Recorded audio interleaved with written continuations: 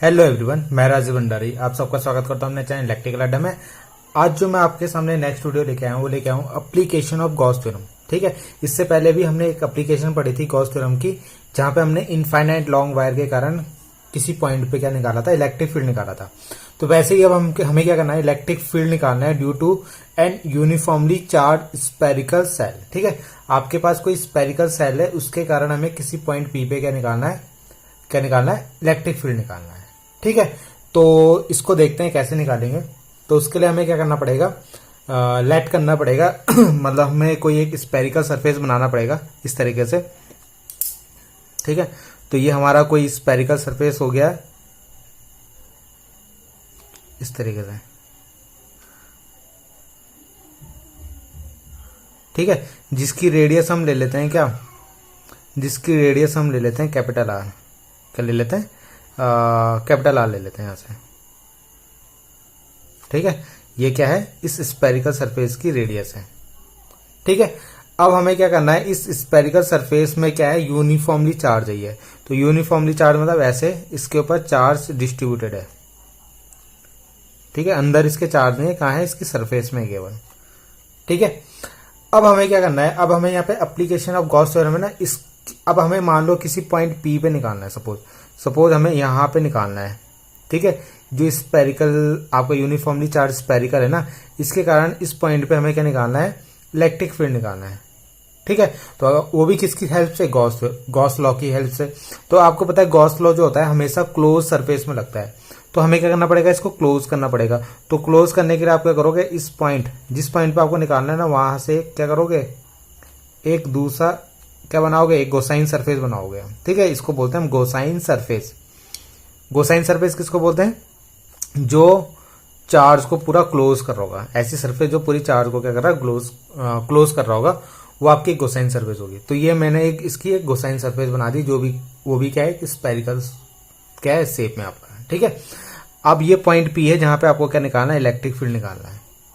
ठीक, अब हमने इस पूरे चार्ज को क्या कर दिया, क्लोज कर दिया। इस किससे, कोसाइन सरफेस से।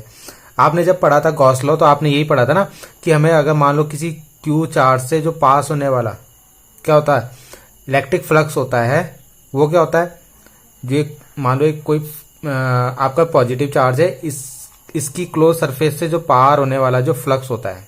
ठीक है, ये जो क्लोज सरफेस है इसकी, इससे पार होने वाला जो फ्लक्स होता है वो होता है आपका क्यू अपॉन एप्सिलॉन नॉट। ठीक है, तो ये आपने गॉस थ्योरम में पढ़ा था, तो उसी के हेल्प हमने उसी की मतलब हेल्प से निकालना है। तो इसके लिए हमने भी इसमें भी क्या बना दिया, क्लोज सरफेस बना दिया। अब देखो ये पॉजिटिव चार्ज है ना, तो पॉजिटिव चार्ज के कारण इलेक्ट्रिक फील्ड कैसे जाता है, ऐसे बाहर की तरफ जाता है। ठीक है, इस तरीके से यहाँ पे क्या होगा, पॉजिटिव चार्ज इस तरीके से बाहर की तरफ जा रहा होगा, मतलब वो इलेक्ट्रिक फील्ड क्या है, ये इलेक्ट्रिक फील्ड है। ठीक है, ये सारा क्या है, इलेक्ट्रिक फील्ड है, जो कहां की तरफ जा रहा है, सीधा बाहर की तरफ जा रहा है। ठीक है, अगर हम देखें तो ये जो बाहर वाले स्पेयर है ना आपका, इसकी अगर हम रेडियस ले लेते हैं स्मॉल आर, क्या ले लेते हैं, स्मॉल आर ले लेते हैं इसकी रेडियस। ठीक है, कितनी ले ली मैंने, स्मॉल आर इसकी रेडियस ले ली बाहर वाले की। ठीक है, अब सपोज मेरे को इस पॉइंट पे क्या करना है, इलेक्ट्रिक फील्ड निकालना है। मैंने पी पॉइंट यहां लिया था ना, तो उसको मैं यहां पे भी ले लेता हूं। ऐसे मतलब बहुत सारे पॉइंट होंगे इसमें, एक सरफेस ले ली मैंने। ठीक है, इस पॉइंट को पी को मैं यहां पे कंसीडर कर लेता हूं, यहां पे निकालना है मैं। ठीक है, क्योंकि मैंने रेडियस यहां बना ली ना, इसलिए यहां बना रहा हूं। अब देखो इस पॉइंट पे हमें क्या निकालना है, इलेक्ट्रिक फील्ड निकालना है। ठीक, अब यहाँ पे इलेक्ट्रिक फील्ड की डायरेक्शन क्या होगी, सीधा बाहर की तरफ होगी इस तरीके से।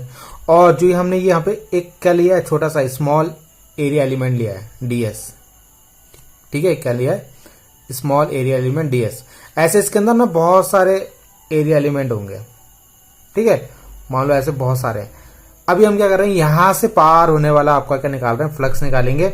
उसके बाद उसका इंटीग्रेशन करेंगे, तो टोटल जितने भी एरिया एलिमेंट है उन सबको ऐड करके टोटल कितना फ्लक्स आपका पार होगा वो हमारा निकल जाएगा। ठीक है, सपोज जैसे यहां से मान लो फ्लक्स 5 पास हो रहा है, वैसे ही कुछ फ्लक्स यहां से पास होगा। ठीक है, कुछ यहां से, कुछ यहां से, कुछ यहां से, ऐसे मतलब पूरा जो ये बन रहा है ना स्पेयर, इससे पार होने वाला फ्लक्स हमें मिल जाएगा। ठीक है, और एक हमारा गॉस लॉ का फ्लक्स हमें पता ही है। ठीक है, तो उन दोनों को इक्वल रख के फिर हम इलेक्ट्रिक फील्ड निकाल लेंगे। ठीक, तो यहां पे हम क्या करेंगे, 3 केस निकालेंगे। पैदल तो निकालेंगे हम एट पॉइंट पी पे।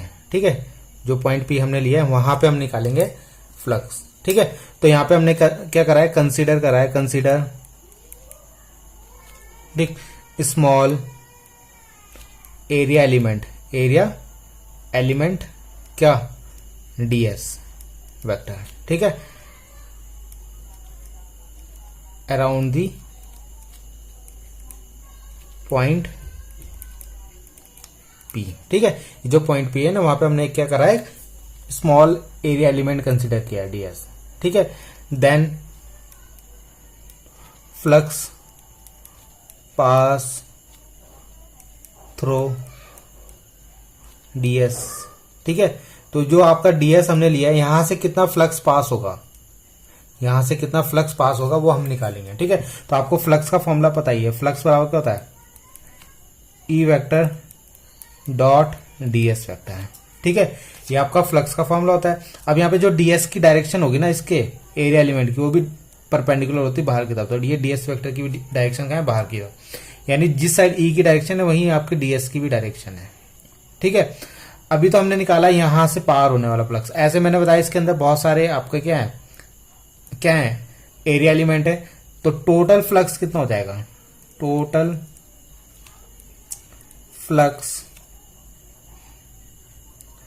फ्लक्स थ्रो दी गोसाइन सरफेस। ठीक है, जो ये आपने गोसाइन सरफेस बनाई ना उससे कितना फ्लक्स पास होगा, इस टोटल से कितना फ्लक्स आपका पार होगा। जैसे फाई यहां से हुआ, कुछ फाई यहां से पास होगा, कुछ फाई यहां से प्लस होगा, कुछ यहां से पास होगा, कुछ यहां से पास होगा। तो ऐसे हम सबको क्या कर देंगे, टोटल कितना होगा। तो टोटल करने के हम क्या करेंगे, इसका इंटीग्रेशन कर देंगे। तो हाँ, यहाँ पे हमने जो ds लिया था ना अपना, यहाँ पे देखो ds था हमारा छोटा सा, यानी कि एरिया एलिमेंट जो हमारा था यहाँ पे स्मॉल एरिया एलिमेंट, वो ds था हमारा छोटा सा। तो यहाँ से जो फ्लक्स पास होगा वो भी छोटा ही होगा, यानी इसको भी हम d फाई लेंगे।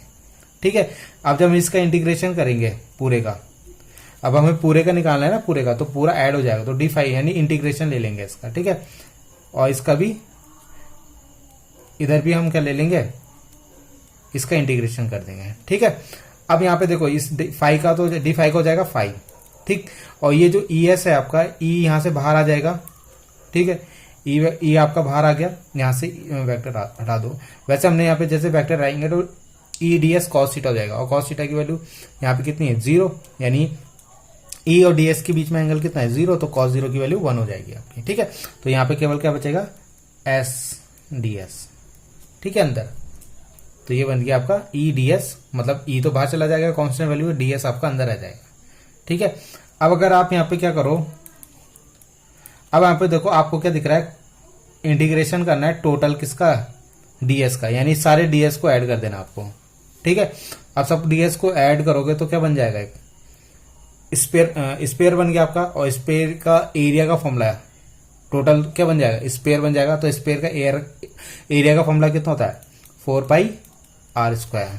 ठीक है, तो यानी सारे ds को जोड़ के क्या बन रहा है यहाँ पे स्पेयर, तो इसको लिख देंगे हम 4πr²। तो फाई की वैल्यू कितनी आ गई यहाँ से, ई इंटू 4πr²। इसको बना लेता हम इक्वेशन 1। ठीक है, अब देखते हैं फ्रॉम गॉस लॉ। ठीक है, तो गॉस लॉ में आपने पढ़ा था क्या, फाई जो होता है वो कितना होता है, Q/ε0 होता है। इसे बना लो इक्वेशन 2। ठीक है, अब इन दोनों को जब आप इक्वल रखोगे तो क्या बनेगा यहाँ से, तो E into 4πr² equal to Q/ε0। तो यहाँ से E की वैल्यू कितनी आएगी, E की वैल्यू आएगी आपकी 1/4πr² Q/ε0। ठीक है, तो ये आपका इलेक्ट्रिक क्या आ गया, फील्ड की वैल्यू आ गई पॉइंट P पे। ठीक है, अब ऐसी आपको कहां पे निकालना है, एट सरफेस। ठीक है, एट सरफेस, किसकी सरफेस पे, जो आपका स्पेयर है, यहां पे सपोज कहीं यहां पे निकालना है आपको। ठीक है, यहां पे आपको क्या निकालना है, इलेक्ट्रिक फील्ड निकालना है। ठीक है, तो इस केस में क्या होगा, इस केस में जो आपका कैपिटल आर है ना उसकी जगह हम क्या रख देंगे, स्मॉल आर रख देंगे। यानी अब की बार ये जो पॉइंट पी था पहले यहाँ, तो हमने यहां से यहां आर लिया था, अब हमारा पॉइंट यहाँ आ गया, तो हमारा स्मॉल आर क्या हो जाएगा, इतना हो जाएगा ना यहां से यहां तक का। ठीक है, यानी आपका जो कैपिटल आर है उसकी जगह हम क्या लिख दें, स्मॉल आर। ठीक है, या हम ऐसे बोल सकते हैं जो हमारे फॉर्मूले में स्मॉल आर आ रहा है उसकी जगह हम कैपिटल आर ले लेंगे। तो ये फॉर्मूला क्या बन जाएगा, E equal to 1/4 pi r square q upon epsilon naught. तो ये आपका इलेक्ट्रिक फील्ड का क्या आ गया, फॉर्मूला आ गया। कहां पे आया ये सरफेस में आया आपका। ठीक है, तो इतना आपको समझ में आ गया होगा। तो ये हमने कहां पे निकाल दिया, यहाँ पे सरफेस में निकाल दिया। तो हमने स्मॉल आर तो ना वहां पे, उसकी जगह कैपिटल आर लगा लिया। ठीक है, तो बाकी सब सेम रहेगा। अब आपका इनसाइड निकालना है। ठीक है, यानी इसके अंदर कहीं पे मान लो ये पॉइंट पी है, यहाँ पे आपको क्या करना है, इलेक्ट्रिक फील्ड चाहिए। तो यहाँ पे आपका जो इलेक्ट्रिक फील्ड होता है ना वो जीरो होता है डायरेक्ट, आपको याद रखना है। ठीक है, इनसाइड में क्या होता है, इलेक्ट्रिक फील्ड जीरो होता है। ठीक है, किसी भी स्पेयर के अंदर जो होता है इलेक्ट्रिक फील्ड जीरो होता है, क्योंकि आपको दिख रहा है चार्ज बाहर है। तो चार्ज बाहर है तो क्या होगा, अंदर तो चार्ज है ही नहीं, तो यहाँ पे टोटल इलेक्ट्रिक फील्ड क्या होगा आपका, जीरो। ठीक, तो ये आपके क्या हो गए, जो 3 केस है वो हमने यहाँ पे फाइंड कर लिए। ठीक है, एट पॉइंट पी पे और सरफेस पे और इनसाइड पे। ठीक है, तो आई होप आपको समझ में आया होगा। Thank you.